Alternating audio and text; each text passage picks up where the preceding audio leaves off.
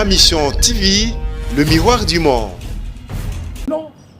Et donc, on a appelé le président Tshisekedi. En façon pacifique du pouvoir. Non. Nous avons des héros na Congo. Oh, bah, Koufi Paul Lelo, au moins na tête en boka na biso, changement comment. Na ko sepela, bah, oh, bah, Tumba bango vive na permanence à IDPS. Même Etienne Tshisekedi, hein, et Bembenaye et Sali, ceux qui 2 ans, bah, au Kunda été. Ponini, pas à Bunde Lamboko et comme état de droit. Kapanga la Salanini. Les gens ont été gazés, Tina Kacha église. Bah, profana l'église. Et bon, les noms, ils vont me donner des leçons. Bah, raté l'occasion pour se taire. Je crois que Kalev a rendu un très mauvais service na Kabila. Bah, te belé, bah, ina Kabila, les lots d'action, et mingi bakena l'opposition d'action, totanga Mouyambo, n'a pas la prison, totanga Franck Diongo, totanga basé belé. Oyo, bah, victime, ya makambuna. Et là, on a informé Kalev, peut-être à Yébité. Na Minito, il y a des milliers de Congolais, pour Babouara Bangunda, qui m'emboko exilé les colons ailleurs. Mais, Bazab exilé. Mais nous, au sein de la banque, va se constituer par parti civil. Parce que Bobo Sanate, Kalev Bobo Sanate, il faut te rappeler que le 18 mars 1996, le Congo a adhéré à la convention des Nations Unies contre la torture.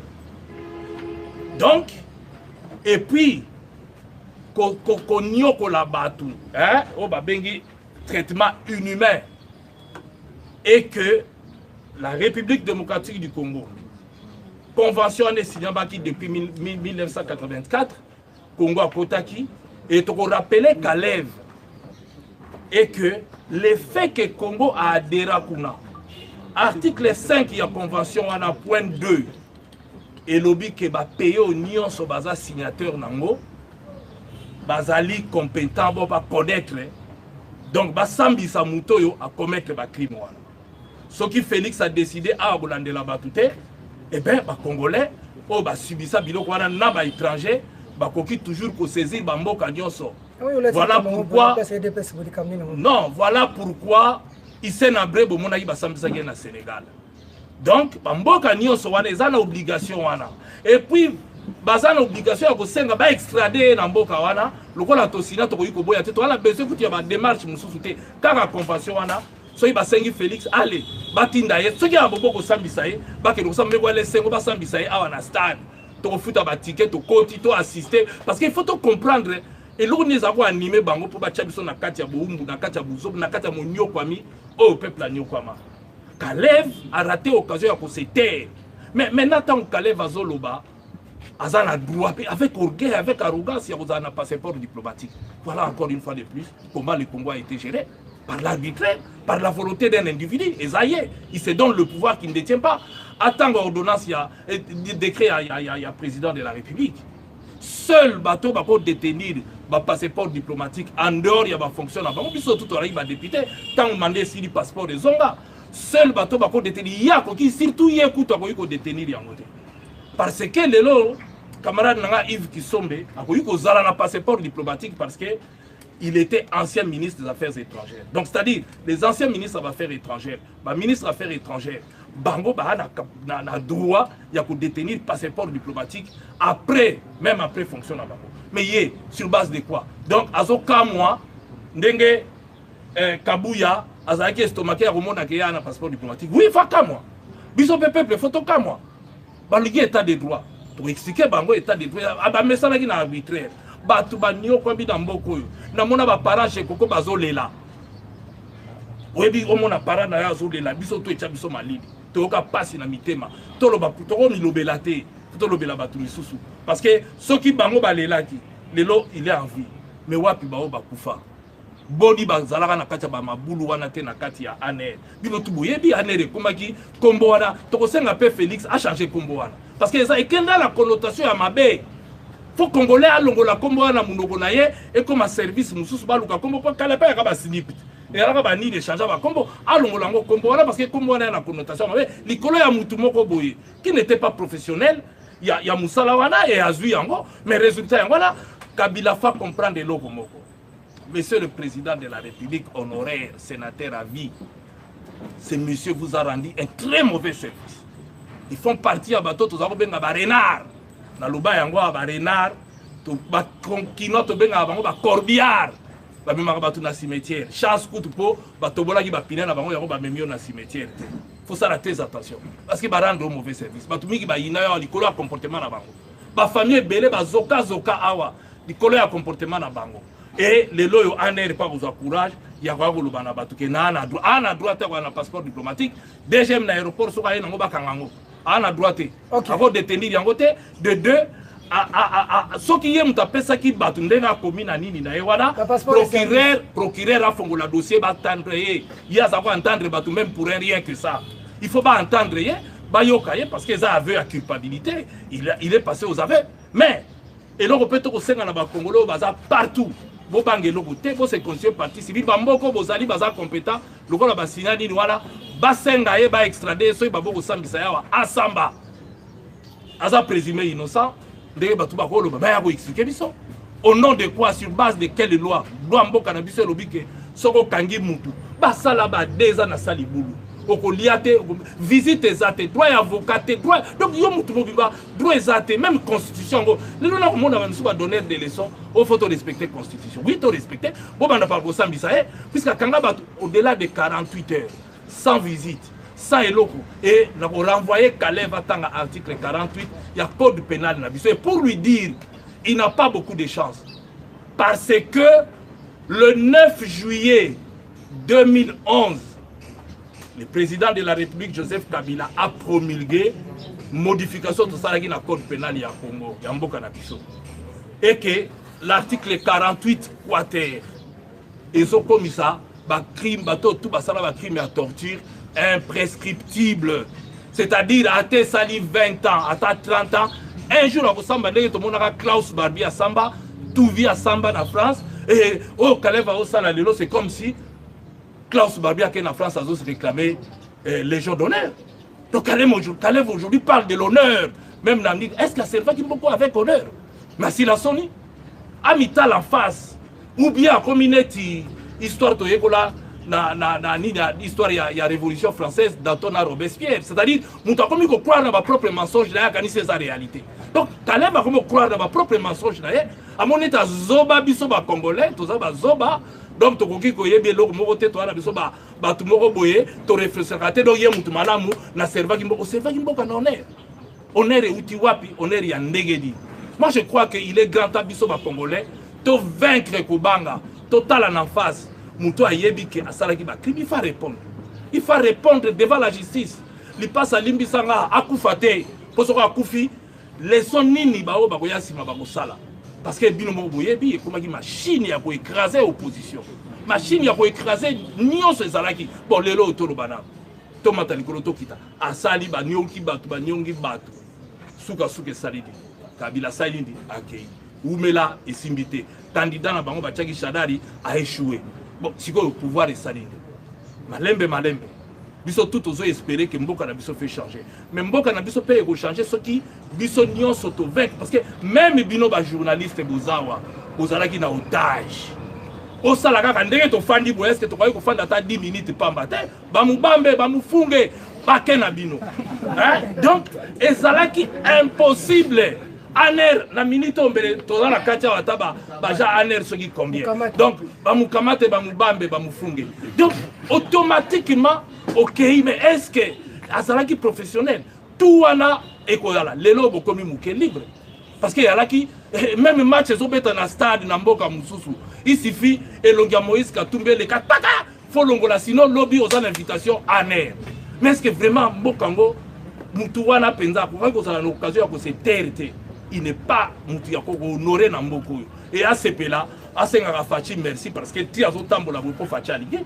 Parce que autrement, et à la volonté à Fachi, à la Yété, moi je pense que les Congolais place Nyoso Bozali, vont se mobiliser. Moi j'ai déjà reçu plus de 100 et quelques familles. Ah oui, Bahagomona. Mais Bahagomona, Bazo se plaint, va porter plainte. Oui.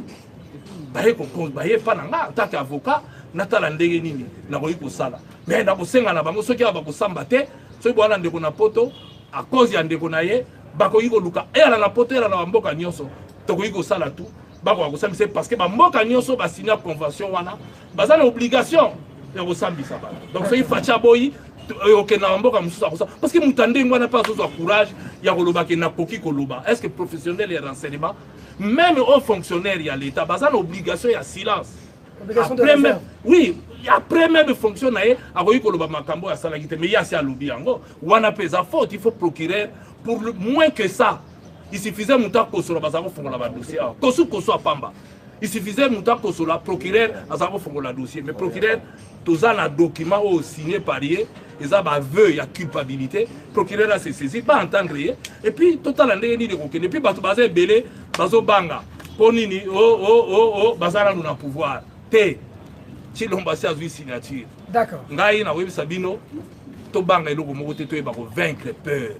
Yango mutememiso na boumbu oyo bakoko na biso babanga kati yango tosoka indépendance ti balumumba babunda ti bakimbangu basimo kimbangu babunda yango toyaka na indépendance soki totelemite muta kotelemela biso azate moi bandele bandi faut tokotaka na nzelo bafongoli et to accompagner yango po tokoka kozwa changement mutu na mutu akoka kobika. Merci.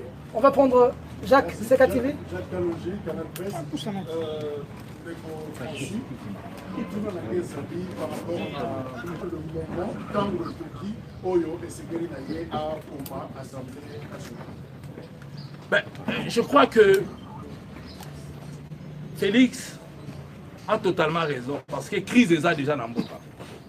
Crise est dans le monde à Pambate, Malobin a mis la coalition. Coalition donc dans le régime Oyo, le professeur Toumbalo va bien hybride. Ce qui est la majorité est un régime présidentiel, ce qui est en opposition, et ce qui est en cohabitation comme un régime presque parlementaire. Alors, qui est le chef de cette majorité dans la coalition? C'est le président de la République. Et c'est le programme du président de la République qui va aller. Mais si le président constate qu'au sein de sa majorité, ça ne passe pas, c'est-à-dire qu'il y a une crise déjà dans la majorité dans Bango. Donc il faut qu'il s'ouvre pour avoir sa majorité. Parce que ce qui est préalable à la crise, il y a déjà crise puisque dans la coalition. Et moi je pense que cette crise est outil parce que vous allez tout ça là déjà 3 élections dans Mboka Nabiso. Et en 2006, MP est dans la majorité, mais Kabila, président de la République à cette époque, a choisi un informateur à la personne d'Antoine Kizenga pour identifier malgré et à la guerre. En 2011, la même chose. Aponaki a identifié majorité. Mais Mbalo fait cesser le rôle à la majorité de Babangaki. Babangaki de manière à ce que le président a identifié majorité. Il est une majorité. Donc c'est une majorité imposée alors qu'il n'y avait pas la majorité. Il fallait Ebandelawana. Donc j'ai crise et outils déjà Kakawana. Le la majorité, mon côté, ils allaient identifier. Moi, je pense qu'il serait souhaitable, Baluka, Bandela, à dissoudre Yango pour tout Bandela. Parce que déjà là, il y a une raison, puisqu'il n'y a pas d'une majorité identifiée par un informateur ou Ezali constitutionnellement reconnu. Donc, dans la minute Oyo, président, il y a une constitution et PCA pouvoir, il y a pour dissoudre l'Assemblée nationale. Et je vois, comparer la France et le Congo. Et moi j'ai une chance. Moi j'ai écrit livre Oyo. Situation de vivre Awa. Déjà en 2010, je l'ai écrit autant. Ils ont une édition dans l'Armatan. Yangoyo. On a comparé le régime politique congolais et français. Ce qui est président français a un pouvoir dans la cohabitation. Et on a le pouvoir au chef de l'État. Biso moko tant to sali constitution na biso lokolo yaki taillé sur mesure pour Joseph Kabila to pesa ka ba pouvoir to boyaki akoka kozala président moko ya ndengwana ka parce que eloko liboso changement la politique de gouvernement est déterminée par le président de la République et le premier ministre. Étant donné que le président Anani c'est son pouvoir, c'est son programme qui est mis en place et il y a un kende. Deuxième élément, va confondre l'article 12 de la Constitution, il y a 58, il y a France T, Nassa 48, il y a Bissot. La France, effectivement, le président peut se réveiller un beau matin, il dissout. En cas de crise, le président ne fait que consulter. Donc, le président Robin, le premier ministre, le président de l'Assemblée, et il n'est pas obligé il y a la soumis parce que crise il y a crise et bon dès qu'il se réveille un bon matin dissoudre l'Assemblée balobi te que la constitution pour la disposition et dissoudre l'Assemblée il faut respecter les andege moka na ba décision à cour constitutionnelle donc il est à dissoudre commis wapi que si le président prononcé dissolution de l'Assemblée, il faut saisir juridiction telle pour l'andela. Avant que tu vas l'andela, le président Mabunda lobby, mais à déjà, on a touché. Il faut passer là, l'Assemblée pour constater si le président a l'état de droit, si le président a violé en son temps, parce qu'il y a ce qu'on appelle continuité de l'État ou pas. Donc, moi, j'estime que il ne faut pas peut-être dire moi, quand le président sera sali déclaration après si ma possibilité pourquoi faut tout gâteau dîner donc bango fait cesser bazobo salake les lots faut pas merci na Félix parce que aye muta maintenir bango sinon belena milito basi ba kenda ki musika lumbe ozomona mais les loyo bazo bimaneti ba donner les ils ont lamentablement échoué parce qu'il y a namboko yo ya kosakana te bazo que la population mawate et puis balingi ba yali ba donner des leçons les lots non je crois que batika na bango et puis kobanga wana ba kosalesa kobanga bayebi ke ba vrai résultat ya l'élection pepe la zo ata 18 députés au terre donc bayebi ke ba tout baza wana ba doma oh tout ya pepe dans la parlement te ayeba ke ba tchaki bouton donc ba ponaki na bango yete po oh tikali ba nommer bango mona ibino moko jour ba proclamer honorable Mova batanga ye député ya PPRD alors que alaka candidat PPRD bolanda ner ba proclamer azala candidat PPRD mais batangi PPRD donc nous ba sala ki bouti donc eza eloko moko grave et le cas dans Congo malheureusement tondima ki yango tondima ipwani parce que tolinga ikimi ezala mais ba matela batu na zolo te ba binela batu na zolo te c'est comme si bango ba alaki danser ba lingi bango mingi na population ba bimana balabala totala ba misusu ba alaka ba gouverneur na mboko yo baza incapable ya kozonga na ba fief na bango ba ke ndokota la population ba koli ba clando awa parce que gestion ya laki mabe donc moi je crois que il est grand temps ba comprendre que mboko ndenge tozo kende na boso to ligi Congo ba misusu fo ba kanga minoko na bango ba fanda parce que crise ezali et puis il est grand temps Congo ezala gérer na bato o ba congolais ba bopona bango moko d'où ba dissoudre so le président a estimé donc les engatem na rotinda so qui a estimé moni que moyen gérer zaté puisque ça peut la majorité té il est tout à fait logique à la majorité. Merci. Le potentiel, Pichou. Honorable, il nous a été raconté que la RUCA sollicite les bons officiers du président Macron pour une conférence internationale sur la RDC. Quelle est votre position? Également la position de votre leader qui n'a pas été signature de ce mémorandum. Et également comme d'autres leaders, notamment Fayou et merci. Mais je crois que je ne suis pas le porte-parole aujourd'hui de la MOUCA, mais puisque vous parlez d'une question d'actualité, je ne suis pas au courant de cette information en tant que membre de la MOUCA et que pourquoi on demanderait à la France de pouvoir intervenir. Je ne suis pas au courant, je crois que, comme on dit, fake news. Donc je ne suis pas sûr de cette information-là, donc je ne crois pas que ce soit une vérité. Moi je pense qu'aujourd'hui nous sommes dans une situation où le peuple a faim. Le peuple a besoin de voir les choses avancer. Et que les élections aujourd'hui, c'est derrière nous. Nous devons nous préparer pour les futures élections. Mais nous devons veiller aujourd'hui que la population puisse manger, avoir une couverture maladie, voir comment la population peut évoluer. Maintenant, rentrer encore dans des tergiversations, dans des négociations, je ne sais pas. Je pense que par rapport à mon leader, ce n'est pas à l'ordre du jour. D'accord. Question? Oui, mon frère. Merci Mingi. Michel Lokouche, pour la pointe d'info. Au-delà, Francis Kalombo, normalement, la Kini, nous avons besoin de la communauté pour les projets. Vous dites qu'on confirme tous les résultats en français, que vous avez dit, maman, la moula. Pour le cas où les lots, on a vraiment. Mais qui, pour le bâtiment, va même traiter à fatiguer. Je me rappelle que, tant que dans l'élection, il m'a demandé à la moula, vous qui fatigue. Et puis, après, la marque, elle a récupéré vos. Pour ceux qui ont dit, vous avez fatigué, vous soutenir, à part ça, tout ce qu'on a la déclaration, elle va déployer à l'IDPS. On va le dire. Coalition, on a essayé de la cacher pendant la tête. Mais pas vous n'avez pas la fonction. Merci. Mais nous sommes tous en attaque en opposition républicaine. IDPS, to cache, qui allié na bango FCC.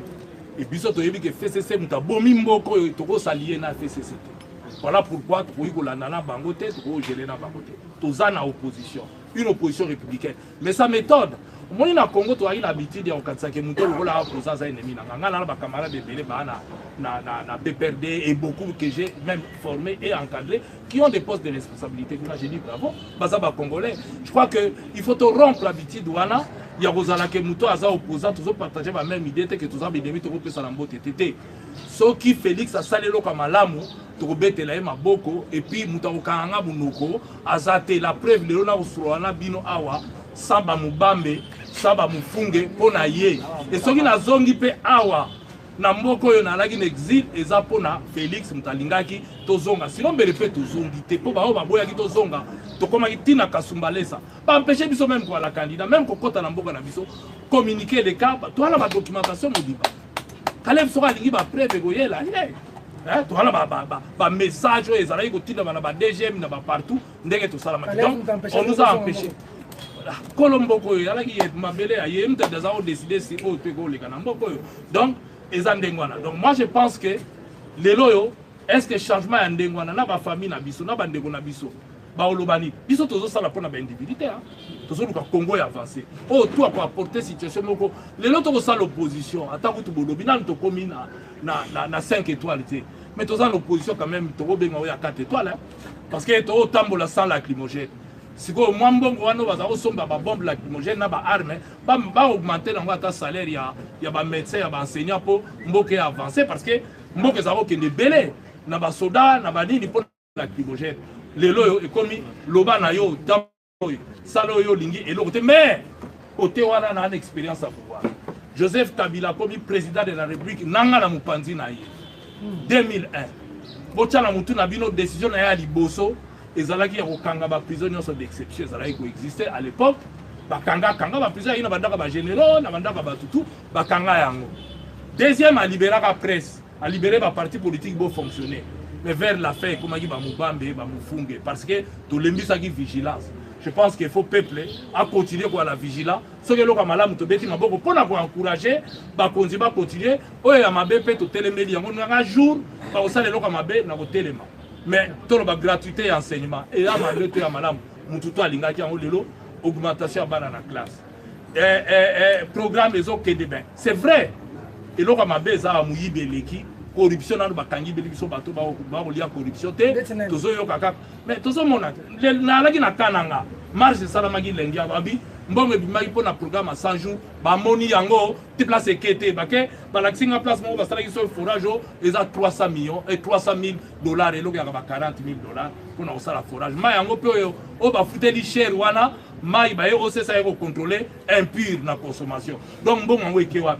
Donc, au Monica, tant que vous rendre la quantité, et bien que vous avez toujours un directeur à cabinet, deux ministres à l'objet, ni deux sous et l'objet. Donc, tous en face à la situation, il y a dit que tout le la président a pour sévir parce que Ayaki pour venir changement, il faut changer ça à la pour beaucoup avancer. Israël Moutombo, Papa Sam. Merci.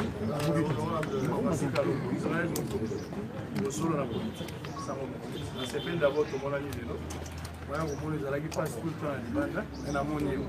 Nous avons mis aux occasions. Il y a aux alamos Bimba, à Bosso la politique. Mais pour aller là, nous tous à Bosso, Félix Tshisekedi a dit ce qui crise les alliés à au-dessous de l'État.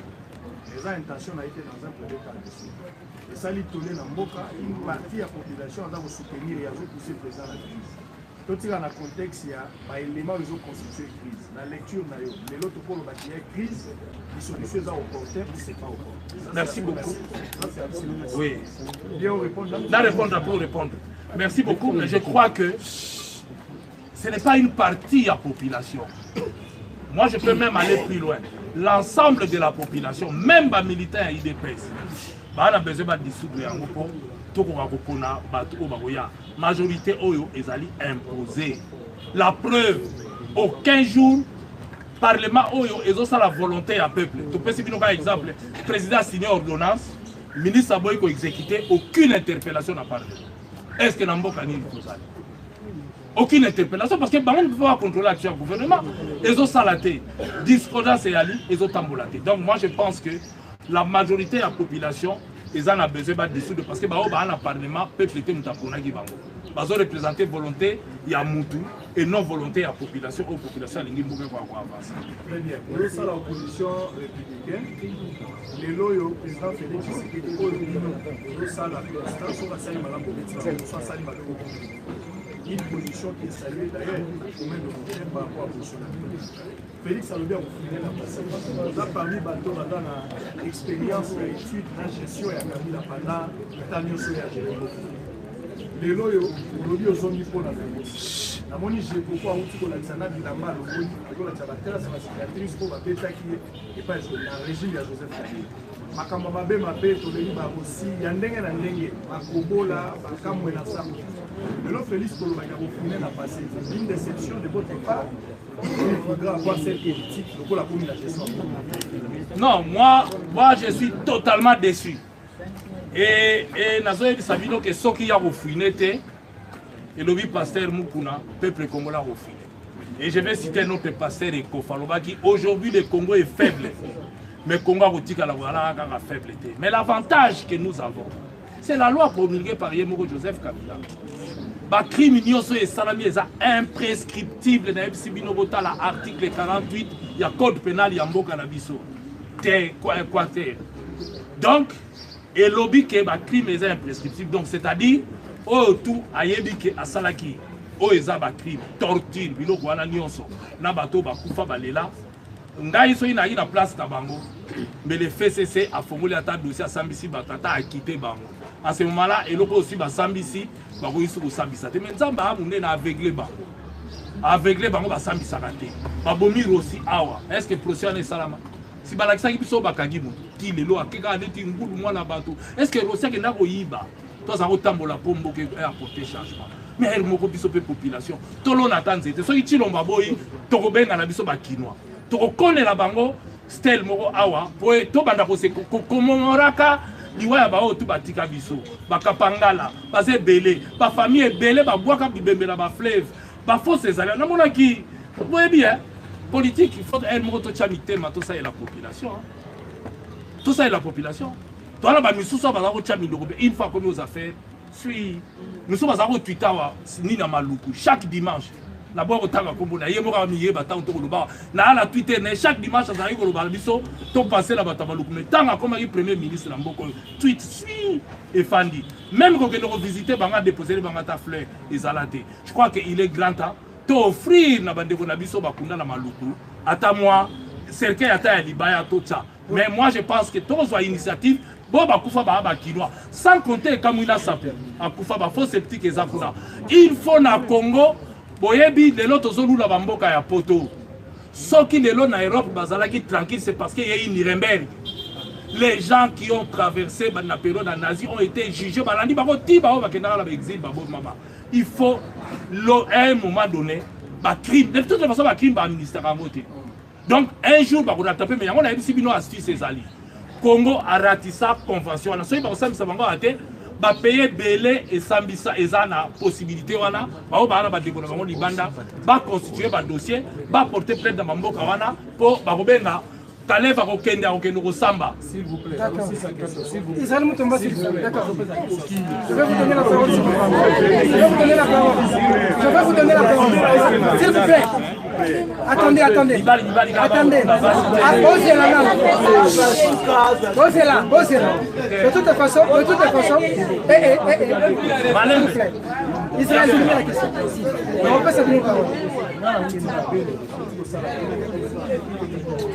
Aujourd'hui, on a soutenu des solutions. Après dissolution, quelle attitude à prendre? Martin Fayou a dit déjà, l'opposition est sortie à la crise. Vous avez géré la proposition, Moïse Katumbi à l'époque, quand on a dit qu'il y a Zalagi la belle, son président de la République. Quelle attitude faudra prendre après dissolution? Il faudra réorganiser les élections anticipées comme l'a souhaité Martin Fayulu ou vous avez un autre choix? Merci beaucoup. Je crois que ce qui va dissoudre l'Assemblée, ça entraîne automatiquement selon la constitution élection. Donc, il y aura élection. Quant à Beni, j'étais personnellement, j'ai accompagné Moïse Katumbi. Ce qu'on a vu, c'est l'horreur. C'est impensable. Et à Autofandi, même dans Ituri, C'est beaucoup na ituri beaucoup de bandeko na biso de bazola na bazaki atana na sengle o ya rolata. Il est grand temps tout qu'on va repasser dans Bango. Donc d'accord. Madame ici. Monsieur Francis Kalongo. À tu 30. D'accord. Monsieur Francis Kalongo, on le sait bien que le président de la République vient de l'ancienne opposition congolaise. Vous demandez de divorcer avec le FCC, alors que vous le savez très bien qu'il n'a pas signé aujourd'hui à l'Assemblée nationale et qu'il vous crée. Et ensuite,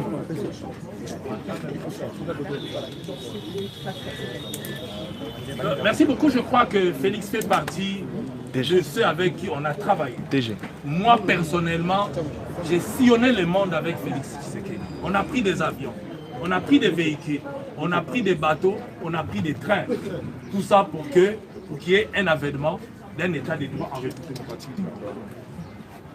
Il devient président de la République. Bravo, coup de chapeau. Il s'associe avec le bourreau d'hier. Comme vous dites, il n'a pas la majorité. Mais la majorité, il peut créer la majorité. Moi, je crois qu'il peut créer la majorité. Même ceux qui sont aujourd'hui à l'Assemblée nationale. Je mets quiconque à défi. Je connais le Parlement. Je connais les 10 ans où j'étais dans cette maison. D'ici une année, la plupart qui sont au FCC là, ne vont plus respecter. Si vous voyez que le FCC a eu peur qu'on puisse désigner un informateur, c'est qu'ils sont sûrs qu'ils n'ont pas la majorité. On n'a même pas besoin de dissoudre de cette assemblée. On a besoin que Félix se mette debout un jour, dire ceux qui veulent venir avec moi qu'ils viennent, ils en auront. Je pense que si Félix vient avec de bonnes idées, nous l'avons déjà dit. C'est ce que nous sommes en train de faire aujourd'hui. Quand il a de bonnes idées, nous le soutenons parce que nous ne travaillons pas pour nous en tant qu'individus. Et puisqu'on parle du peuple, Félix doit écouter, puisqu'à Genève, il a écouté la voix de la population pour retirer sa signature. N'empêche, les alliances se font, ça peut se défaire. Mais s'il le fait aujourd'hui, il aura l'appui de la population. Le FCC sera incapable de bouger d'un seul iota. C'est à lui de savoir à quel moment il peut le faire. Mais moi, je crois que le moment est propice, à lui de savoir comment saisir. Mais c'est lui qui est le maître du temps. Il a peut-être des données que nous n'avons pas.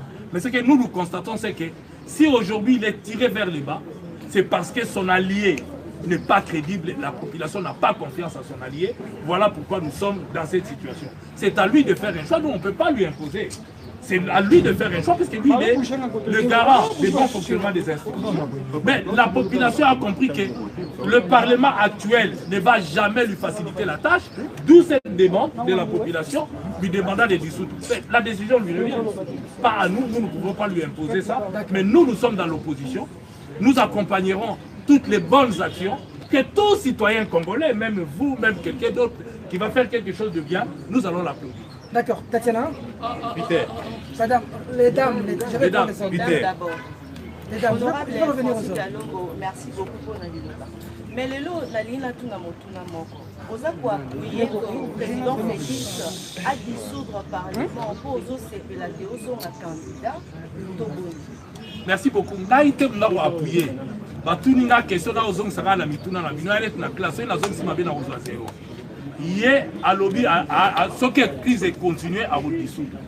Na répondre à Kazana toi. Mais na yo qui peut population, qu'est-ce qu'on fait dans la base?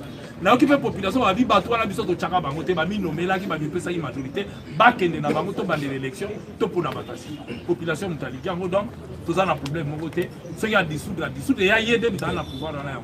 Madame. Peter. Madame. Position dans les amis par rapport à l'affaire DG. Dans le propos de Chadam, toujours la tendance à menacer le pouvoir, à menacer pour révolter Badima, à développement. Et la position dans Saraki, parce que ce qui est reproché à Albert Diouma, jusqu'aujourd'hui, il est présumé innocent selon Bango. Mais dans l'opinion, tout le monde que 200 000 wana et les cas n'a passé simple. Parce que les cas n'a passé simple, sur le dossier et les cas n'a passé simple. Donc, le peuple a besoin de clair. Parce que toujours nous combat. 200 millions de dollars, il y a une militaire, 2 militaires. Bango balobi ba defa ki mbongo pas Dan Getler, 200 millions pour Jekamina a besoin de mbongo. Mais si Jekamina a besoin de mbongo, pourquoi mbongo longue kuna et kemba la bonne trésor public un temps mbongo webu. Hein? C'est ça ce que les gens se demandent. Mbongo longue pas Dan. Mouto a condamné recherché pour la corruption et na Jekamine. Oh, Jekamine a 5 ans de fois pour aller na besoin en bon. Mais bon, il fallait foutre ta baja Jekamine et mettre sa salaire na bango et investir quelque part. Bozim bon beaucoup foutre. Et puis ce qu'on tali dossier oh Bloomberg l'agence belé va dénoncer la gestion ya Yuma na Jekamine. Beaucoup remarqué nga na pesibino ba journaliste beaucoup m'appelle ba journaliste au ba investisseur. Autant rappelé au presse monsieur sont condamné. Chaque fois, j'ai cabine à Zaraï Kozwa, on attend Lumumba, ya BCFI Bank, ba dénoncer au monde que j'ai cabine, azo fout en bon moko mbala moko et le qui na Rao Bank 2 millions de dollars, il y a avance sur il y a impôt avance alors que a sali bénéfice. Bon, a ça la bénéfice, a ça la mais a foutu une avance pour la raison nini. Et au moment où on a fait un bon montant comme à la banque, on a besoin en espèces. D'autant parce qu'on a une espèce qui n'a pas wapi. Espèce, il y a 1000, on comprendre, mais espèce, ça va millions. Et ils ont qu'un wapi. Donc, il faut total la gestion là, ah, tout autant à 200 millions, mais ils sont belés, millions, ils sont belés, ils ont pas mis. Comme ça, on va faire pendant une semaine avec arrogance. C'est qu'ils ont révolté. Un privé peut faire ce qu'il veut dans le bon moment. Un cambiste, un moutounion, ce sera un guindi, encore ça la fête à l'indi. Mais tout ce monde a une responsabilité dans l'État. Comment on a le peuple? Jet privé, fête yandenge nandenge, kobina, kokaba, kolat saba bijou na miso abatu, kosala tout, pour la sabatu ke na réussir. Mais n'ambonga l'État, n'ambonga l'État, population ont souffrir. Peter a toujours dans les réseaux sociaux, vous avez des informations pour les Kanangaï. Donc je crois qu'il est grand temps Batouana, Batik arrogant. Si vous avez la biso dans ma lembe Boufandi. Privé à Saranambongo, puisque c'est privé. Mais si on a une responsabilité à l'État, l'Obilobo Zagin, ça a pris à côté de Makaya Bounzela, Mpiaka Osakanate. Après Mbalamoko, tout le monde Mbalamoko est comme ce qui est comme une fait du Pamba Pamba. Pour comment on a la population, on a souffert. Il y a des gens qui ont révolté la population. Il y a des gens qui ont salaqué la population comme il n'a pas considéré. Il y a eu des gens qui innocents à se défendre. Jusqu'à preuve du contraire, ils ont présumé innocent. Mais allez menacer les gens. Et le système a changé. Ce qui est là qui fait cesser il est grand temps de faire cesser pour comprendre une chose. Ils doivent aider Kabila. Il y a des gens qui sont tranquilles. Ils doivent aider. Après ça, ils vont conduire. Il y a un peuple à Indi Bango. Pour ceux qui accompagnent Kabila bien, c'est leur volonté à peuple. Mais les gens fait cesser à continuer à continuer dans le monde. Mais le cas là-bas, sans Bango parce que nous avons une population. La minute il faut pas comme abana mawaba na kutu kobonde la Félix merci ndenge otiki biso to fanda kala pour ceux qui n'ont pas ndenge balobaki ceux qui na lani bele balage DG. Alors nous laisse bandeko confrère honorable Azana awa pour communiquer tout s'agiter. Je sais que dans certains points de presse on empêche certaines questions pour aux honorables toute une journée mais en tout cas on va prendre on était venu pour ça donc ne vous inquiétez pas. L'honorable ne m'a pas dit que Kataba le journaliste était. Il est venu pour communiquer, donc tout le monde tranquillisez-vous, la majorité va poser la question. Alors, honorable Francis Kalombo, on a rappelé que Ozalaka, député national, pour nous en direct tout à l'heure, vous avez pu mettre avocat. Est-ce que discours il y a président de la République et Koki Kobo da réaction Moko il y a président, il y a Assemblée nationale, toujours il y a actualité. Est-ce que le président de la République discours a traduit toute cette réplique Moko il y a Moutou Azali na institution gérée par institution menée Assemblée nationale? Ben, écoutez, d'abord en brandissant également l'article 165 des menaces. D'abord, en tant que grand démocrate, artisan de liberté, je pense que tous citoyens sont libres. Ngandé na solo lia ba tu ba ko critiquer nga on a dit que lobby na ba bis na ba taxi bis na ba solo là donc tout président de la République sera lobby puisque lobby as un président eh ben n'importe quel Congolais a voulu ko critiquer yango a voulu ko sepela nango tout comme a voulu ko boya yango mais néanmoins quand on a des responsabilités na tête et puis le cadre choisi franchement Azan a droité en tant que président parce que si on dit charge il y a institution, eh bien, il faut dire que la condition institution n'est pas ça. Mais quand on a une institution en athée, oh, ils ont en charge, oh, ils sont indépendants et qu'on critiquer, même le président Yakiwana, ça a un discours. Pourquoi Bango a fait débat? Parce qu'il y a séparation de pouvoir, elle n'avait pas la qualité ni le droit, il y a qu'au répliquer, ni à Koloba, et pas le président de la République. Ils ont tous critiqué parce que l'air wana bimi di banda. Mais ma belle wapi. Ma belle ali kakao na monaka. Banda makambo e banda. FCC na cash. Musala bango kaka ba menace naka. Mbala sima so ibo meki bogomona. Mais mbala sima peso ko ye e robi kaka. Mbala sima so ibo meki bogomona. So il a compté ba mbala sima ngo et c'est comme belé. Il est grand batika ko distraire biso. So iba si ba bala naki ba ko saka biso toza en conflit alors que bazana bango bien ba fana bien. Mais le peuple a besoin de résoudre le problème, n'a pas à Bango. Puisque Bango, c'est parce qu'il va trouver porte dans Bango, va trouver. Je crois que la minute Oyo, est important, ils allaient action au Bango au Sala. Mais le reste, ils ont la tina.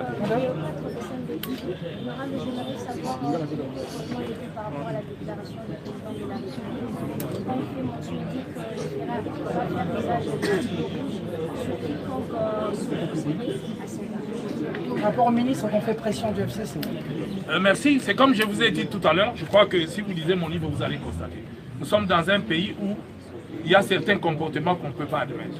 Je crois que dans mon livre, je suis en train de critiquer le comportement du directeur du cabinet du chef de l'État à l'époque, Loumanou, qui a écrit, interdit au premier ministre de l'époque, Mouzito, de pouvoir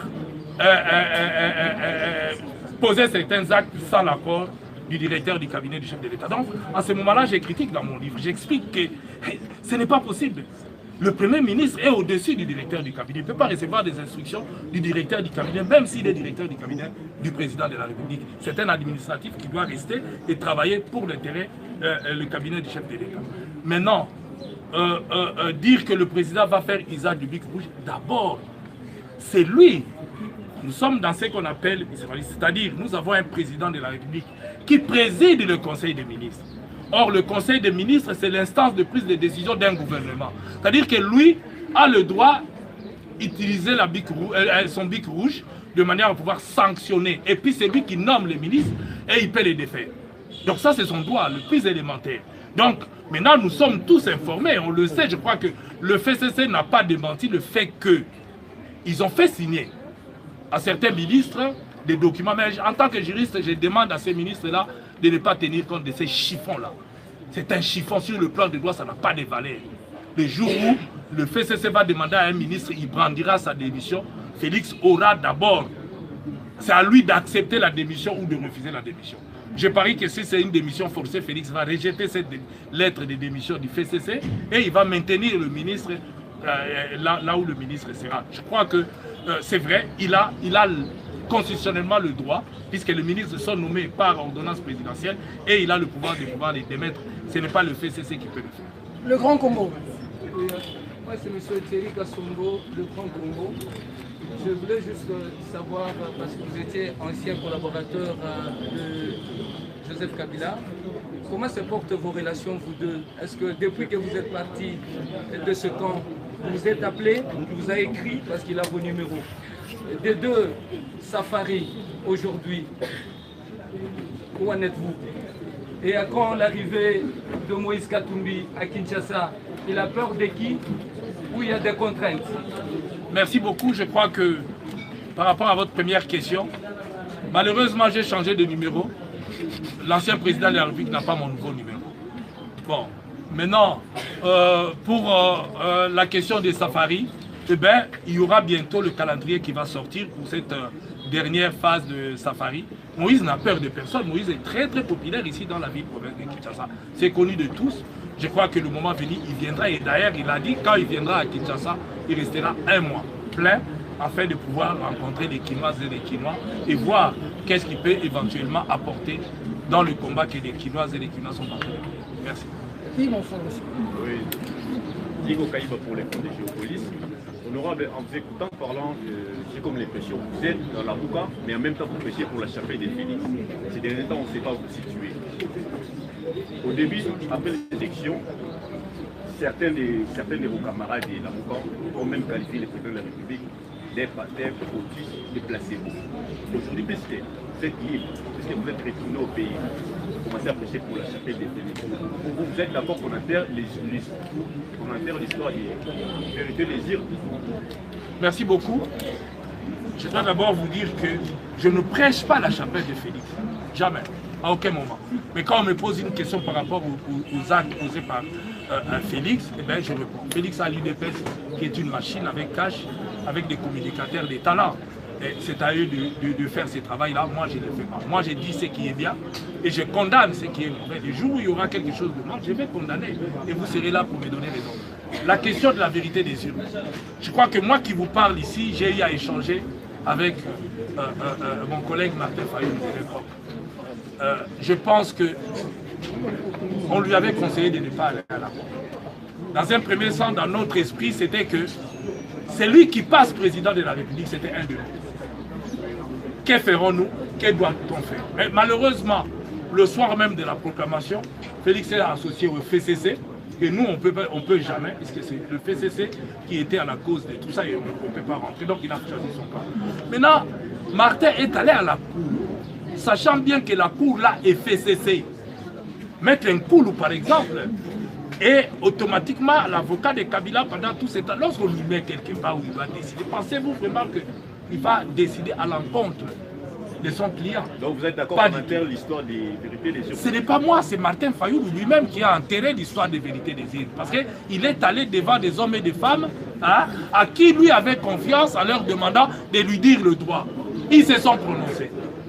Ils se sont prononcés en disant qu'il n'a pas suffisamment et il a été débouté. Que voulez-vous qu'on puisse faire? C'est ainsi que la communauté, tant nationale qu'internationale, ont reconnu la personne qui a été proclamée. Parce que les gens oublient une chose. Lorsque nous allons aux élections, il y a des étapes. La candidature, la validation de la candidature. Et ensuite, il y a les élections proclamées. Mais les résultats des élections, ce n'est pas la CNI. La CNI proclame les résultats provisoires. C'est la Cour qui confirme tel a gagné ou tel n'a pas gagné. Et la Cour a prononcé. Et nous nous plions. Moi, je ne me bats pas pour la vérité des urnes. C'est déjà enterré. Nous sommes en train de regarder demain. Parce qu'aujourd'hui, on peut crier la vérité des urnes. Félix Tshisekedi est le président de la République. Il a la signature. C'est lui qui engage le Congo partout. Tapis rouge. Alors, voulez-vous qu'on retourne dans une affaire? Bon, dites-moi. Aujourd'hui, j'ai vu Mouzito continuer avec la vérité des urnes. Mais lui, il siège au Parlement. Martin Fayou siège au Parlement. Son suppléant est là-bas. Mouzito est là-bas. Il est payé par l'argent signé, ordonné par Félix Antoine Tshilombo. Alors la vérité des îles, c'est seulement pour les enfants des autres ou c'est pour eux-mêmes qui se l'appliquent, qui demandent à eux-mêmes de rejeter tout et de quitter le Parlement et de demander qu'on réorganise une élection dans leur circonscription. Là, je dirais qu'ils sont des hommes. Si c'est là arrivé à Moïse Katumbi en 2023 comme ça, vous aurez toujours le même langage? Je vous dis que Moïse Katumbi a été victime. On lui a empêché, il a démontré combien il aime le Congo. Nous sommes au mois de décembre, la journée même, avec les négociations de la CECO. Cas de Moïse, on ne traite pas. Blocage. Le président a fait, Tshisekedi dit, tant qu'on ne traitera pas les cas de Moïse, on fait un braquage, on veut faire comme Lumumba à l'époque. Il va appeler, il dit, non, non, non. Moi, vous me laissez de côté. Il s'est sacrifié, il dit, le plus important c'est le peuple, il faut qu'on aille aux élections. Et il s'est sacrifié. Nous arrivons à Kasumbalesa. On lui interdit d'entrer. Mais il n'y a pas 32 Congolais. Citez-moi un seul ou deux Congolais qui a accepté de s'effacer pour les autres dans ce pays. Il est le premier à le faire. En 2006, Jean-Pierre Bemba, malgré qu'il était empêché, il n'a même pas appelé qu'on vote pour Etienne Tshisekedi.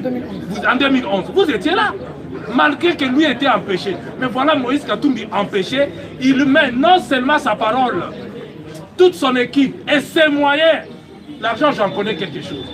Il a mis pour soutenir Martin Fayulu afin d'aller aux élections. Qui l'a fait? En 2006, l'opposition n'avait pas fait. Quand le Congolais, c'est lui ou rien. Quand ce n'est pas lui, il n'accepte pas. Vous devez me soutenir pas de l'autre côté. Vous vous rappelez en 2006, l'UDPS a refusé même de soutenir Jean-Pierre Bemba. Ils ont refusé même de participer aux élections, tout simplement parce qu'ils n'étaient pas contents. Donc moi je crois que Moïse a innové. Moïse a démontré à la face du monde qu'il peut s'effacer en faveur des Congolais et pour l'intérêt des Congolais. Il est désintéressé. Parce qu'en 2000, ici, là, ces élections ici, on lui a empêché. Il a une base solide il aurait pu appeler aux révoltes. Il aurait pu demander, comme disait Chadari, mettre le pays à feu à sang. Non. Il dit le plus important, ce n'est pas ma personne. Je vais soutenir les candidats que l'opposition prendra comme candidat unique de l'opposition. Il l'a fait sans embâche, sans hésiter et en mettant les moyens. Je pense que dans l'opposition, il est, si je ne dis pas le seul, la personne qui a mis beaucoup plus de moyens et de l'énergie pour soutenir le candidat de l'opposition. Donc, ça n'a rien à voir, ce n'est pas parce que c'est aujourd'hui Fayoulou ou c'est demain truc, non. C'est parce que c'est la logique même. Nous devons évoluer en République démocratique du Congo, savoir comment nous devons nous comporter. Nous allons chuter. RTGA, Jean-Pierre KMB. 2-3 dernières questions. Ce qui domine la logique, ça signifie que tourner la page de la députation pour renoncer au combat de la Liga, où il s'est créé le bloc pour cette coalition, l'aile dure, incarnée par Fayoulou et l'aile démodérée. Non, allons une par une, pour ne pas embrouiller les débats. Mais attendez, moi j'ai l'impression que au Congo, on n'aime pas les choses telles que nous sommes entendus. Le cahier des charges de la Mouka, c'est lequel? C'est lui qui dit Mouzito Fayoulou ou c'est lui qu'ils ont signé ensemble avec les autres à Bruxelles. Lisez le charge de Bruxelles. Vous voyez là-bas, on dit qu'on va continuer avec le combat des urnes. Non, la vérité des urnes, non. C'est ce qu'il lit. On n'a rien dit de ça. Je vous oppose le document. Que ce soit de Lubumbashi. On n'a jamais dit que nous allons nous battre. Non. Nous voulons que les choses puissent être claires. La vérité des urnes, Martin Fayoulou l'a enterré lui-même en allant à la cour. Parce que s'il était sûr qu'il devait se battre avec la population dans la rue, il ne devait pas le faire. Deuxième enterrement, puisque là c'était la mort. Après avoir tué le combat des urnes à la cour constitutionnelle, Martin Fayoulou lui-même l'a enterré en faisant une proposition où il reconnaît Félix président de la République sorti de crise. Il l'a fait, oui ou non?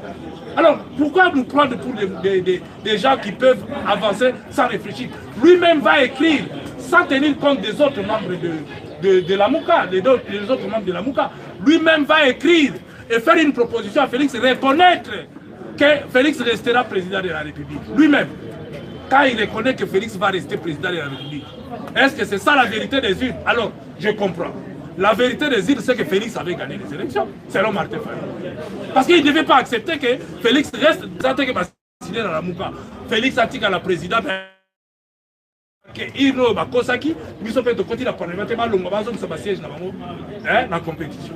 Nous avons dit, Mati Kabilo, voilà, toi embrouillé peuple, tu as préparé, parti politique, tu vas avancer, toi avancer, toi dans les cas contraires, tu as embrouillé. Aujourd'hui, beaucoup de l'opposition républicaine, c'est-à-dire que il y a malin, il y a malin aussi. C'est une année, il est au pouvoir. Là, on a 1400 et combien de 1800. Là, sur le marché, vous parlez de la ménagère, le BLE aussi social et commune des artisans à passer. Dans une année après, et c'est là, il a mérité ce poste. Merci beaucoup. Nga natika $1 pour l'information na yo, natika $1 na 92. Wana Moïse Katumbi a gouverneur à Qatar. Faut moyen ba $1 ezo matapwana. Ni yibi. Production cuivre kaka mabele wana.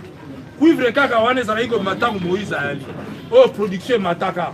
Kaka mabele kaka banje kaka biloko wana tanga zate ekiti oyo ekiti pani. Soka na Kolwezi, Moïse a interdisaki sortir ba minerais bruts na Congo. C'est ce qui a fait que et créa qui emploie pouvoir d'achat mataki production paie mataki. Mais les lots ezongeli nango et alors que l'eau est péquisi. Ba camion comme ma belle ba que nous tété na Zambie, c'est la Zambie qui bénéficie. Ba tété na mboka musika ezobima. Pourquoi to lingi mboka na biso? Pourquoi ba biso ba bete la mouillé je maboko. Non. Mbongo na biso économie mboka ezokufa, bozo sala donc et quoi iponini. Ba ba ko gérer Moïse alaka yemoko atombola ka économie. Contribution na pouvoir central de la Libre. Ils sont incapables de faire ne fût que même la moitié au Moïse. C'est-à-dire quelque part, il nous faut des hommes courageux qui acceptent de faire la corruption, de boucher ma poche à Batou. Et au départ, il faut que diriger par l'exemple. Ce qui est l'extravagance, jouissance. Mais le retour à ce moment-là, et le retour à la tête, il pas na sa au pas yibi, donc au marché. Donc, il faut que tu poche à partout corruption si la économie au mata dollar et bukita. Mais tant que tout ça la bon côté, mais Kalaté est comme on avait. Tout ça qui est dégagé, Kalaté est comme on avait parce que là la tique qu'on a 92. Oyebi fait ça ça là qui meeting mo na stade na obe. Peuple a 5 geni dollar qui ngala na gagnon. Et qui t'a dit, et qui dit, bon, on lui fait ça, c'est pas bête, là, vraiment, bon, base à ta voix. Hein? Donc, deux dernières questions, monsieur et madame Clôture.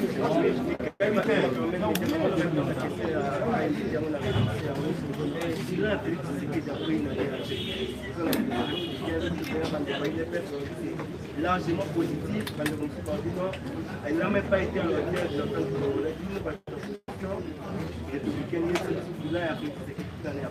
je crois que les attentes sont tellement que hein, aujourd'hui, il y a un lobaki aïe à projeter. Tout juger l'acte à ça. Et nous allons à lobby et pas dans prisonnier politique, c'est d'ailleurs le rapport de lobby par rapport à Yannick dans le droit de l'homme, au moins Ekiti. Donc, il faut que ça soit Matara et Ekiti. Le rôle Ekiti, et ben on va lobby, arrestation, Tony, il y a des politiciens, baisse dans le salaire de plus de 70%. En dehors, il y a expliqué que quelques cassicos tiki dans la année, oyo, bazo salake, bazo continuer dans la biloko na bango. On a dit, l'institution a fait changer. Donc, si on t'a dit, est-ce que l'exilé, à l'obaki n'a pas ça exilé? Tozo qui à l'obaki va prisonnier politique, va bimito. À l'obaki que va tout tambola na yo e, finga na yo e, marché na yo e, la congène ezate. Est-ce que ezate ezokene? Bon, à l'obaki enseignement à libérer. À libérer. Alors, bon, on a une bande de travaux. Il y a 100 jours. Les travaux fait à 100 jours, hein, et ça les mini, et bandi. N'a nécessité pas mater, embouteillage. Mais j'informe quand même l'opinion au bazon d'Abisso. Embouteillage, et ça va pour la basso de moto. Il était maman ben Abisso, parce que n'a constaté le Kouana, yozo yo, moni que vous traversez Balabana. Au Kendete, pour qu'on bouche, on va dire que vous allez les États-Unis. Ceux qui ont chauffé au commun, ils ont un quatre contrefaçon, pas au hasard. Mais ceux qui ont fait un thème, on a fait un exemple. Nous avons eu à Utinet na Inter, à Bandigo Kita, Kota Sosimal, place Bassali Sode Poutoa. Fa traverser à Kota GB. Ils ont continué à Tex Africa. Le coup, la côté vous les avez à pourquoi vous avez le matin, vous avez traversé les cas. Vous avez tout pressé, ok, vous avez bouché partout. Et ce qui vous avez rien. Dernièrement, la salle 2 heures na GB, na hôtel diplomate. Le rôle des croisements. Oh, bah ça va y avoir un embouteillage, bah une deuxième balle. Oh, peut bah ça va y avoir na kitambo, bah moni, bah une deuxième balle. C'est quoi ton kangami du sotou? Nana rozon na sima, nana pour avancer. Moutazate, est-ce que personne n'a un sous-sol de boutons? Non, il faut qu'il y ait l'autorité de l'État. L'autorité de l'État n'a respect à l'homme en uniforme, n'est pas de surtout avancer. Non pas qu'à rapport à Bango, mais pour Nabiso Mogo. Ceux qui ont respecté la police. Et la police pas respecté, à vous respecter, mais je crois que le bilan, pour juger, pour autres années, nous avons après si ma promesse, ils ont ma promesse pour malade, ils ont lutté pour le marché, mais ils ont eu rétro-commission. Le problème, c'est à identifier rétro-commission et l'autre, c'est la situation et pas naïe, à Kanga Batouana et à rétro-commission. Peuple à Zelawana, alors qu'il y a dit qu'ils ont ça là. Donc, tant que Bakangi Bangote, bon, nous allons espérer que on va terminer. Deux dernières questions. Bibi Bazebissa et puis Margot, on termine. Et à TVS,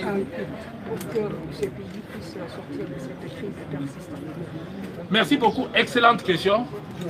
Je crois que j'ai appris de quelqu'un lorsque nous étions à San City. Le feu, le professeur Arthur Zahid. En essayant de nous conscientiser, il a sorti cette très belle phrase. C'était la veille de Pâques. Il nous a posé la question. Serions-nous capables de nous suicider en tant que jouisseurs et de ressusciter en tant que patriotes? Je crois que méditons là-dessus. Je crois que la volonté des hommes à poursuivre Arthur Zahid Ngoma peut toujours et encore changer le cours des choses. Je crois que si les hommes politiques congolais, animés de bonne volonté, et ils le mettent en pratique, je crois que le Congo peut décoller dans moins de 6 mois. Et si je dis dans moins de 6 mois, j'ai vu Moïse Katumbi le faire au Katanga. Dans moins de 6 mois, il a transformé la province, l'espoir est revenu, paf, les choses ont décollé. Je crois que la pesanteur est encore ici. Félix Tshisekedi, malgré sa bonne volonté, il a une pesanteur qui s'appelle FCC. Et cette pesanteur va le coller parce que qu'est-ce qui arrive aujourd'hui? C'est la guerre de 2023 qui a commencé. Pour le FCC, Félix doit échouer pour leur permettre de revenir en 2023. Et pour Félix Tshisekedi, il doit gagner pour marquer l'histoire. Et lui aussi espère briguer un deuxième mandat. C'est un droit constitutionnel et reconnu. Alors, avec ça, cette guerre-là, comment voulez-vous que nous puissions avancer? Il faut que les hommes puissent être animés de bonne volonté. Le FCC doit comprendre qu'il nous a mis dans cette situation. Et aujourd'hui, la population souffre.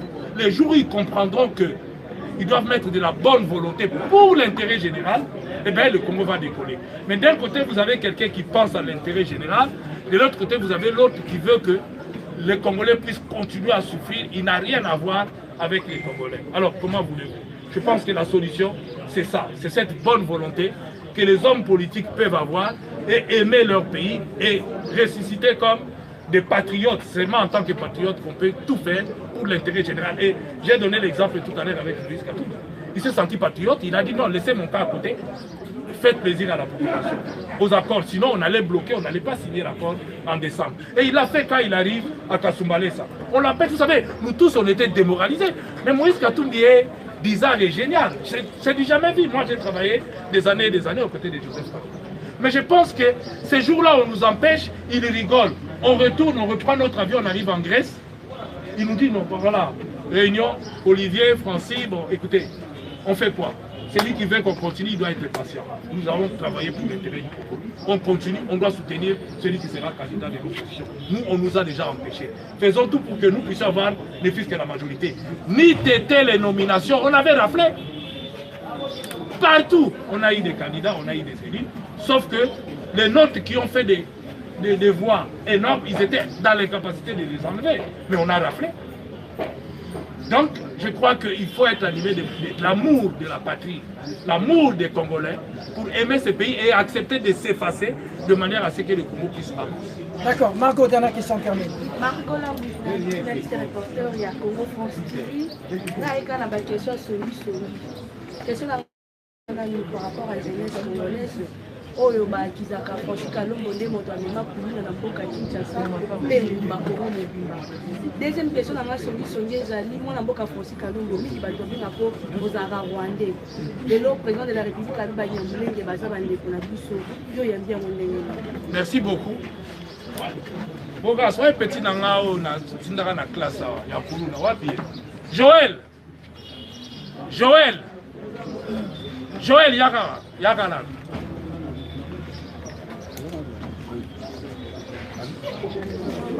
parce que question est à mingi hein bomoni mwana mobali oyo botuna bandal moba suka na nkulu hein suka na nkuluna et il doit sa vie de l'honneur to telemi en ponanga ndeko na mobali baboma etango na oboma bakanga bayango so bango na ndako na ye na ndeko na ye na camarade na bango tango bakomo kenda bango na nzela babi wapi o français fouté la classe yo to yebo tika bulu bakitse na mutuka est-ce que ndeko na monana si lelo amonana te alaki kuluna aza ye moko te bako bana kobenga lelo préciser pour la monita una ya na moni ya ye azonga classe azwa diplôme d'état ngam na futela ye akenda tina université ne bozo mone boye akomi pe bogar ki kuluna abo ya donc on est capable de faire changer les choses dans beaucoup donc kende na pour continuer nazoya oui.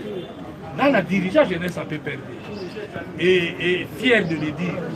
Mais la Tigala diriger au contraire. Dans cette direction-là, la Longola va gêner belé.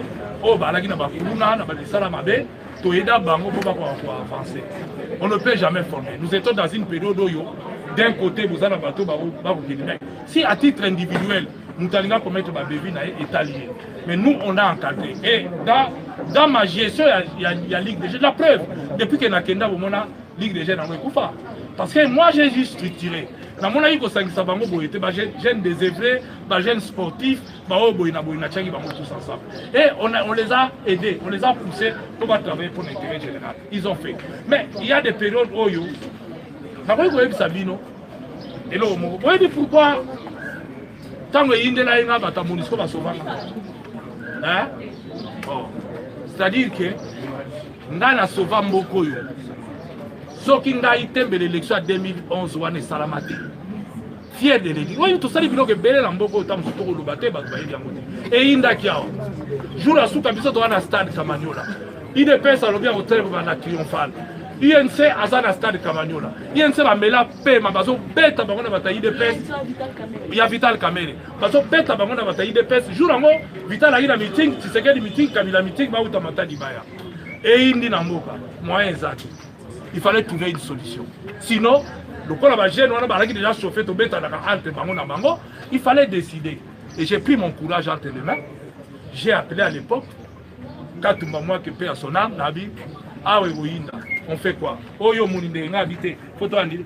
Ce qui va dire là, il va meeting walanga. Oh non, mais bamindele babanga binga la oswana, on a béi bata MONUSCO, de côté la bango réunion. Bazawana. Il a la bango tuer. Il a ici, on a vu photo en dit, ba meeting nyonso. Oh, mais tout ça, la dégâts, bino, tu es botiki, bino, vous allez incapable de sécuriser bateau, bateau tout bas au stade, na aéroport, posé là, Tshisekedi, na Kabila, biso tout mas, ma mère, comment il peut être manamila. Nzela, IDPS, au bêta, bah, ouais, INC, bazoya, bah, meeting à caméra, IDPS, au bêta, bah. Donc, et Inda qui, bah, ouais, biso, au bêta. Erwana qui, ça, c'est le gars qui épée la moto, élection, le gars qui est tata. Alors, j'ai négocié na bango, j'ai négocié à l'époque président de Matadi. Lumanaza, ministre intérieur, je les ai appelés là-bas. Pour nous non, n'a pour nous photo annulée. Parce que moi, je ne sais plus contrôler, mais c'est la mindele. MONUSCO va faire ça une mission à convaincre Baouyanga, d'avoir annulé les familles. Et j'ai été obligé à reconvaincre et on a instruit Kimbuta, où il a besoin de communiquer pour Mouna Kiwana. Mutabanda Yaonga. Donc, nous avons vu Sabino, et j'ai fait tout ça pour nous éviter bien de ça, dans la vidéo. Je mets quiconque à défi. C'est-à-dire que bato musu baloba aka atika baloba et mingi bazoloba ba libanda na yebisa bato ebele ya diaspora boya na Congo ngana bino totambola na balabala mais ba musu bazoko kozonga na ba province na molingo ika sanja kendaki na Kasaya wa abomba mina sami babombi ko bomba sali même pas journée moko akimi moya fana na mboka ya temi ngana yaki ba minga na chipoi tatamboli makolo. C'est-à-dire que quelque chose le bienfait est foutarata. Moi je pense que affaire Banyamulenge. Moi et le Rwanda, ndeko lobika babenga nga Rwandais. Mais ngai eza bato babenga nga Rwandais ya kaka bato ya poto pe na mauvaise foi. Nga na koli awa na yebi laiki na yebi mamelo na yebi tout. Donc ba parana nga ba yebani de toutes les façons soyi bolingo zongi sanga na Rwanda et vous allez très difficile puisque nga na za prince. Mon grand-père était chef coutumier dans la succession. Hein? Tout ça va coller au pouvoir. Et on a représenté ma condoléance. Chef coutumier de la Missa Otaï Koufa, Lélo et Bembezo qui est Bouchimaï. C'est pour vous dire, dans la famille régnante. Donc, Naza Kassaye, des pères et des mères, et dans le même territoire, et nous sommes en Ngandajika. Ma mère est de Ngandajika, moi, je suis mon père est moi, en piana. Donc, je suis en piana. Je suis en Ngandajika. Donc, il y a frontière. Il y a la frontière, il y a la centre. Hein? Donc, on a un centre na katikati. Donc, mais maintenant, le problème à Banyamulenge, ce qui révolte les Congolais, c'est quoi? Il faut battre. C'est-à-dire que tous la communauté et s'installer dans le et on a outil est. Na solo ina bande kona biso na yambaki pe Banyamulenge Moïse a yambaki bango et d'ailleurs la biminga la yambi bango pe. Na solo ina bango. Mais il y a un problème. Ko bande kona biso na ba comprendre. Biso beaucoup plus exemple pour que nous ayons la photo. Même aux nationalités, on se soumettre. Bango balingi ba konza bato. Selon l'explication bazo pesa. Ba pesa bango mabele ezalaka bango na bango. Bango mo ba la chef coutumier, bango mo ba la biloko buna. Alors que ba autochtone bazawana, bazo mona ngo communauté ya bokoto bango mabele na bango.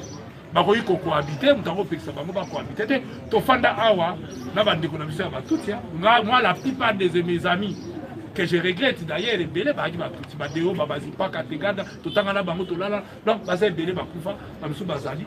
Donc je crois que to yiko vivre biso tout Congo za munene to ko za Rwanda mu ba la bango so 4 minutes to ko ti bango apesi passer. Mais le problème c'est que tant que ce soit là bango, bala ba revendication moko oyo et aux analèmes sous bien. Tantôt ya koloba ke biso toza représenté. Mais je l'ai opposé Rouberwa aza vice-ministre, aza na gouvernement, aza ministre, bozana ba nani nyanga aza na parlement, ba généraux n'en parlons pas tant boleki ba yanzi. Boleki ba yanzi na ebele, boleki ba ntandu na ebele, boleki ba tebele donc bolingi ka boke. Et puis c'était une de leurs revendications, on se retrouve pas dans la Lungabi. Même à la place tozali, bozana na gouvernement ya province. Donc le problème est awanate, mutu na mutu pas mérité parce que le Congo est composé kaka na baitini minoritaire. Donc, bango le roi va prendre Congo comme mboka na bango, balingi ko fana na biso, il faut ba fana na biso na ba norme to za ndé moko. Ce qui moko na bango a gagné et que ba nommer Rouben, nous disons bravo parce que nous avons besoin des intellectuels parce que biso paye. Na bande ko na biso miso ba na ba poto. So ito boyi, le lo to za na mwana Kibasa Maliba. A vous ça l'honneur, il y a ba Congolais na Belgique, elle est ministre. Elle a été élue. Donc tout ça na baté belé, oh ba Congolais ba comment est-ce que so ibolobi na ka Belgique.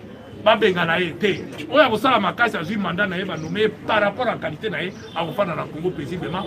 Tout ça, la xénophobie, Congo est amunene et que Moutou a poni Congo comme Mbokanae. A voulu vivre paisiblement, mais et là, on va au bout de Konsabat. Merci. On a Sabat que Bino Bozarien, les Andé Bango, et voilà, Bobengana, ma belle beaucoup à reçoit. Et ça, et là, ça passe. Et il faut tout dire là, il y a moins vigilance, moi, tout là, parce que ce qui est vrai, c'est que le Congo est convoité. J'ai dit aux Congolais, et le pasteur est profond. Le autre chose, c'est que la Congo est amoureux. Pourquoi ça n'a été que le Grand Soudan n'existe pas. Le Grand Soudan n'existe pas. Et pour arriver à dictateur, ça n'a été que El Béchir, les lois en a pris. Parce qu'à Kanisaki, a défié le monde entier, mais a défié le peuple n'a été. Et pour ça, aucun dictateur n'a régné à perpétuité. Mais Mingi Pé a rendu Gamandé. Tous à l'espoir que Bandé ne marché, ne to mboka na biso, mais Babylone mususu, muta a tapé libanda, a voulu apporter les biso un plus, et ça dit que mboka téléma. Donc autant mboka ko marché, autant biso mo to ko mboka na biso parce que les lois sont to comment ko bakaka, ba Rwandais mboka na biso ça avait la faiblesse. Parce que gouverneur il y a Kassa ya la qui Rwandais.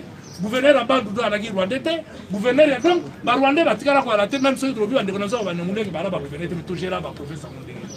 Tout gérer à Mondé. Donc, Panzi va province de Kisobazoba, pour la Moutoumou Kaka.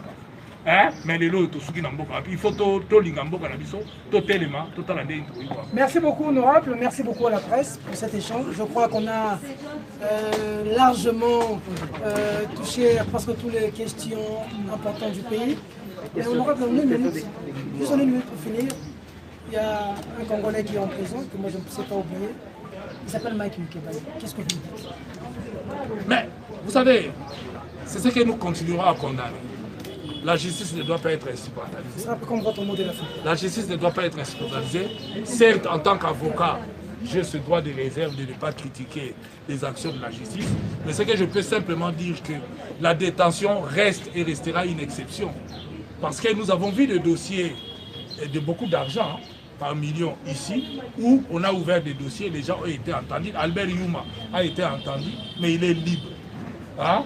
Donc est-ce que Mike Mkebaye ne mérite pas d'être libre, de comparaître un homme libre, et le jour où il sera condamné, coulé en force de choses jugées, si on le trouve qu'il est coupable, il fera la prison. Donc, je crois que la détention est à une exception. Nous pouvons commencer à le mettre en application avec le Petit Congo. Pourquoi? Parce que sa fuite n'est pas à craindre. La fuite de Mike Mkebaye n'est pas à craindre. C'est un élu, hein?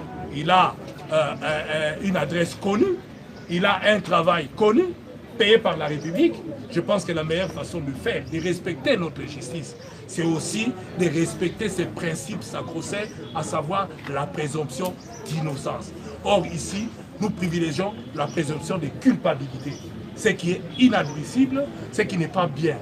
Je pense que ceux-là qui l'appliquent aujourd'hui, demain, on pourra le leur appliquer. Vous savez, moi j'ai eu la chance, avec ce métier d'avocat, de fréquenter beaucoup de détenus. Il y a un qui m'a, paix à son âme, qui m'a dit une très belle phrase, qui m'est restée tout le long de... qui me restera d'ailleurs, c'était le fait Alamba. Alamba m'a dit un jour en prison, je crois qu'il ne l'a pas dit qu'à moi, hein. D'autres camarades, d'autres collègues, d'autres Congolais pourront témoigner, peut-être à qui ils ont eu la chance d'entendre Alamba. Il dit, ceux qui sont au pouvoir aujourd'hui, Je vois ce qu'ils sont en train de faire. S'ils ont commencé par être là où moi je suis, j'ai parie qu'ils ne feront pas ce qu'ils sont en train de faire. Parce que moi, je fais des choses. Hein?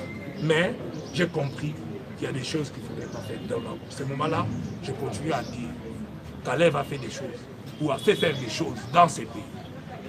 Je pense que la meilleure façon, ce n'est pas prier comme le fait mon frère Jekoko qui meurt. Non, c'est qu'il soit jugé un jour.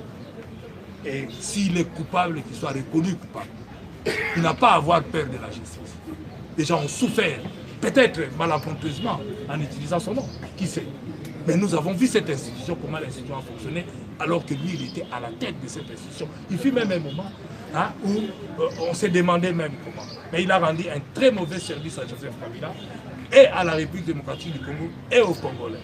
Parce que lorsqu'il demande, il dit qu'il a agi avec honneur, moi ça me trouble. Ça me trouble. Quel honneur! Avec déshonneur, il a agi. Il n'a pas travaillé. Et il ne mérite pas des honneurs. Il ne mérite même pas beaucoup de choses qu'on a tenté d'attribuer aux gens qui ont servi dans ce pays.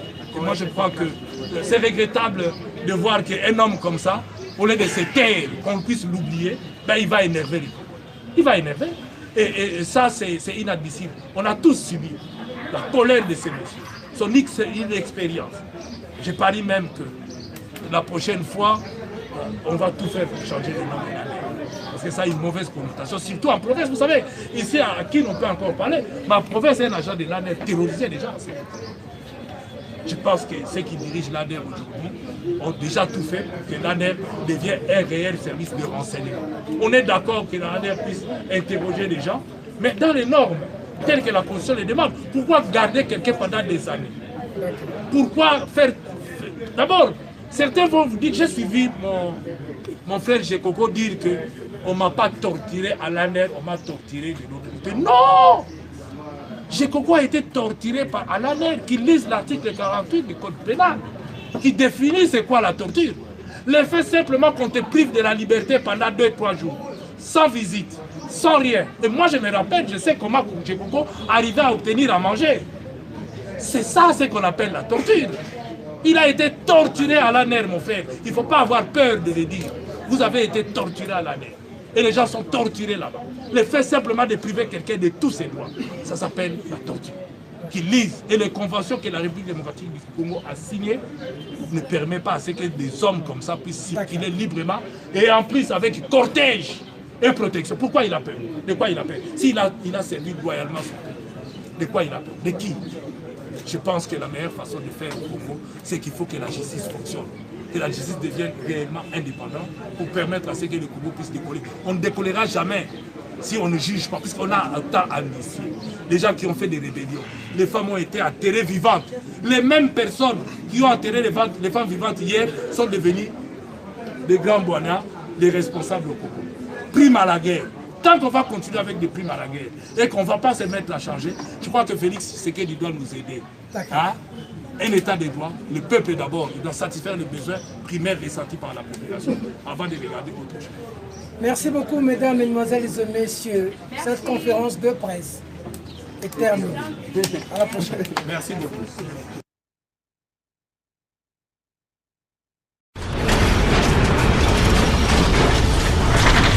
Ma Mission TV, le miroir du monde.